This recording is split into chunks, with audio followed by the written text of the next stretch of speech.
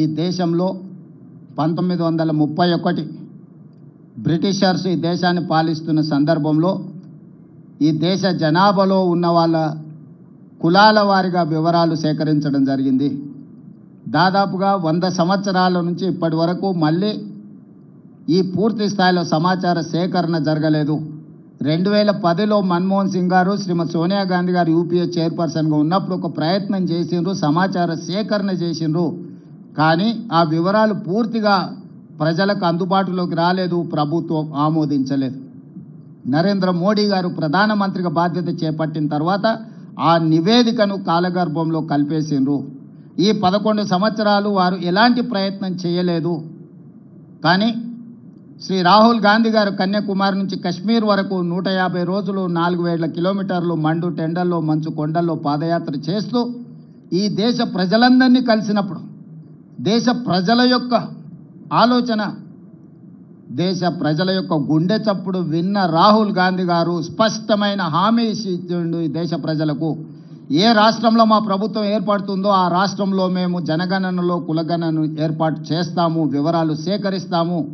అదేవిధంగా కేంద్రంలో కూడా మా ప్రభుత్వం ఏర్పడిన ఎంబడే జనగణనలో కులగణను కలిపి సమాచారాన్ని సేకరించి ఇది ఈ సమాజానికి సంబంధించిన ఎక్స్రే, ఈ ఎక్స్రే ద్వారా వాళ్ళు ఎంతమంది ఉన్నారో అంత వాళ్లకు నిధుల విషయంలో నియామకాల విషయంలో న్యాయం చేస్తామని రాహుల్ గాంధీ గారు హామీ ఇచ్చారు.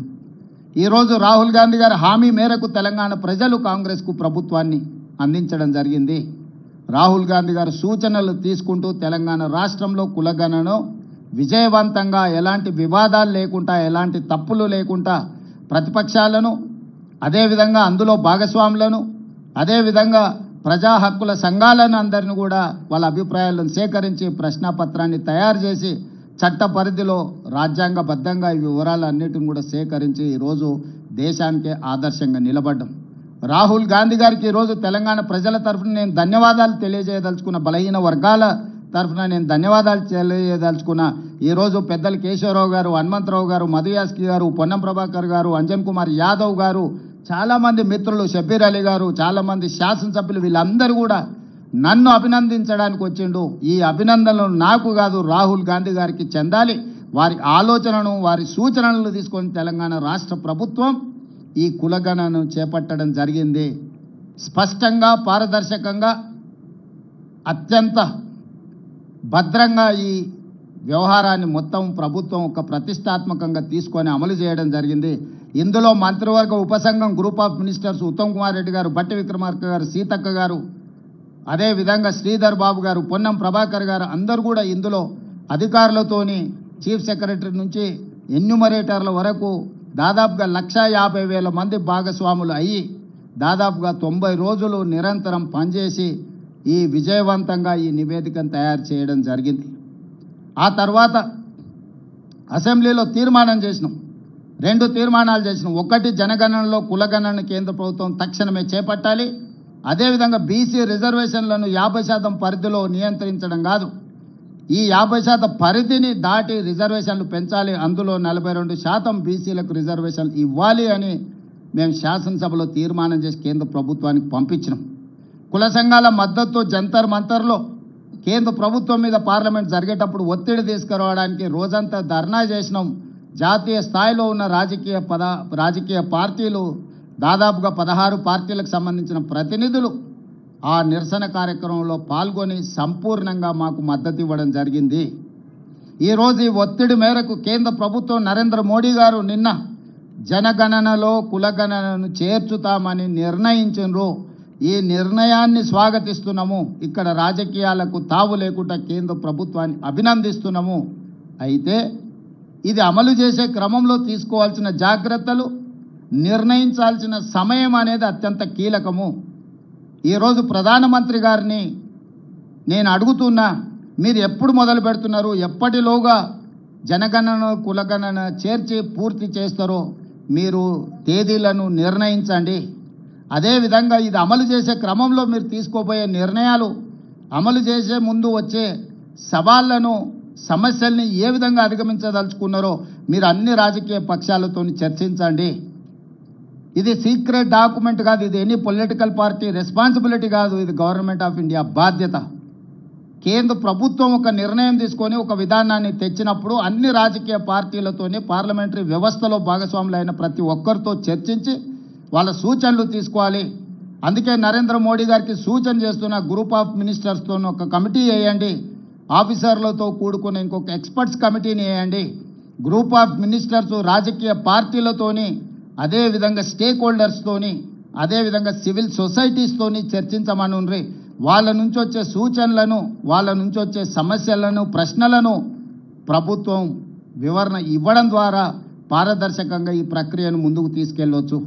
ఇదే కాకుండా ఈ అధికారులు వివిధ రాష్ట్రాలలో గతంలో జరిగిన అనుభవాలను వాళ్ళు తిరిగి తెలుసుకోవాలి, అక్కడి నుంచి సమాచారాన్ని సేకరించాలి. తద్వారా ఈ గొప్ప కార్యక్రమము ఎలాంటి వివాదాలకు తావు లేకుండా పూర్తి చేయడానికి అవకాశం ఉంటుంది. కాబట్టి మీరు అధికారులతో కూడా కమిటీని నిర్ణయించి ఇప్పుడు మీరు చేపట్టబోయే జనగణనలో కులగణన విధి విధానాలు ఏందో నిర్ణయించండి. విధి విధానాలను కూడా పబ్లిక్ డొమైన్లో పెట్టండి. ప్రజల నుంచి సూచనలు తీసుకోండి. మేము సమాచార సేకరణ చేసినప్పుడు 57 ప్రశ్నలను ప్రజల నుంచి అడిగి ప్రశ్నాపత్రాలను తయారు చేసి ఆ ప్రశ్నాపత్రాలను కూడా మేము ప్రజల ముందు పెట్టినాం. మేము ఏమేమి సమాచారాన్ని సేకరించబోతున్నాం, ఈ సమాచారాన్ని మీ దగ్గరకు వచ్చినప్పుడు మీరు అందరికి ఇవ్వండి అని చెప్పి ఇట్లా 8 పేజీల 57 ప్రశ్నపత్రాలు తయారు చేసి ఈ ప్రశ్నలకు సంబంధించిన సమాచారాన్ని సేకరించిన సమాచారాన్ని చాలా గోప్యంగా భద్రపరిచినము. వ్యక్తులు, కుటుంబాలకు సంబంధించిన సమాచారాన్ని ప్రజలకు ఇవ్వలేదు. వాళ్ళ సామాజిక వర్గాల యొక్క నిష్పత్తిని మాత్రమే ప్రజలకు వివరించినాం. శాసనసభలో కూడా ఆ వివరాలను పెట్టి సభలో చర్చించి ఫైనల్గా ప్రభుత్వం దీన్ని చట్టాన్ని చేసినప్పుడు కూడా సభలో సుదీర్ఘమైన చర్చ చేసి అన్ని రాజకీయ పార్టీలను ఇందులో భాగస్వాములను చేసినాం. ఎక్కడ కూడా మా పార్టీ విధానంగానో మా ప్రభుత్వంలో ఉండే కొద్దిమంది వ్యక్తుల విధానంగానో దీన్ని మేము అమలు చేయలేదు. 4 కోట్ల తెలంగాణ ప్రజలు, ప్రతిపక్ష పార్టీలతో సహా ప్రభుత్వం, అదేవిధంగా స్టేక్ హోల్డర్స్ ఎవరైతే భాగస్వాములు ఉన్నారో, లబ్ధిదారులు ఉన్నారో వాళ్ళు, అదేవిధంగా ప్రజా హక్కుల కోసం పనిచేసే వాళ్ళందరినీ కూడా ఇందులో భాగస్వాములను చేసి వాళ్ళకు నమ్మకం, విశ్వాసం కల్పించి ఈరోజు ఈ కార్యక్రమాన్ని ముందుకు తీసుకెళ్ళినాం. అందుకే ఈరోజు తెలంగాణలో దేశంలోనే మొదటి రాష్ట్రంగా తెలంగాణ నిలబడ్డది. ఇవాళ దేశానికే ఆదర్శంగా తెలంగాణ ముందు వరుసలో ఉన్నది. నిన్న రాహుల్ గాంధీ గారు అదే విషయం చెప్పినారు. తెలంగాణ మోడల్ ఈ దేశానికి రోల్ మోడల్. ఈ రోల్ మోడల్ నుంచి మీరు నేర్చుకోండి, తద్వారా పకడ్బందీగా దీన్ని అమలు చేయండి అని రాహుల్ గాంధీ గారు సూచన చేసిండ్రు. రాహుల్ గాంధీ గారిని ఈ పత్రికా సమావేశంలో అభినందిస్తూ అదేవిధంగా నరేంద్ర మోడీ గారికి సూచన చేస్తూ మీరు మా ప్రభుత్వం వైపు నుంచి మేము సహకరించడానికి సిద్ధంగా ఉన్నాము, కేంద్ర ప్రభుత్వంతో కలిసి పనిచేయడానికి సిద్ధంగా ఉన్నాం, మా అనుభవాన్ని కేంద్ర ప్రభుత్వంతో పంచుకోవడానికి మాకు ఎలాంటి భేషజాలు లేవు. రాజకీయ ప్రక్రియలో కానీ, అధికారుల నిర్ణయాలలో కానీ, అదేవిధంగా ఇప్పుడు జస్టిస్ సుదర్శన్ రెడ్డి, కంచె ఐలయ్య గారు, ప్రొఫెసర్ శాంతాసేన గారు ఇలాంటి మేధావులను కూడా ఈ నివేదిక ఇచ్చి ఏ రకంగా ఈ నివేదిక ద్వారా ఈ పేదలకు, ఇందులో భాగస్వాములకు న్యాయం చేస్తామో కూడా ఒక ఎక్స్పర్ట్స్ కమిటీని కూడా వేసి వాళ్ళ నుంచి కూడా మేము అడ్వైస్ తీసుకుంటున్నాము. ఎందుకంటే నివేదిక తయారు చేయడంతో మన బాధ్యత అయిపోలేదు. ఆ నివేదిక ద్వారా నిజమైన పేదలకు లబ్ధి చేకూరాలి, నిజమైన బలహీన వర్గాలకు మేలు జరగాలి అన్న ఆలోచన కృత్రిమంగా 50% రిజర్వేషన్ ఏదైతే అప్పర్ లిమిట్ క్యాప్ పెట్టినరో దాన్ని తొలగించడమే కాదు, బీసీలకు 42% రిజర్వేషన్ ఇవ్వాలి అన్న ఆలోచన ఏదైతే ఉన్నదో మేము తీర్మానం చేసినాం, జంతర్ మంతర్లో ధర్నా చేసినాం. ఏది ఏమైనా నిన్న కేంద్ర ప్రభుత్వం నిర్ణయం తీసుకున్నది, ఆలస్యమైన ఈరోజు ఈ నిర్ణయం తీసుకున్న దాన్ని స్వాగతిస్తూ దీన్ని పకడ్బందీగా అమలు చేయాలన్నదే మా ఆలోచన. కేంద్ర ప్రభుత్వానికి సంపూర్ణంగా రాష్ట్ర ప్రభుత్వం సహకరించి జనగణనలో కుల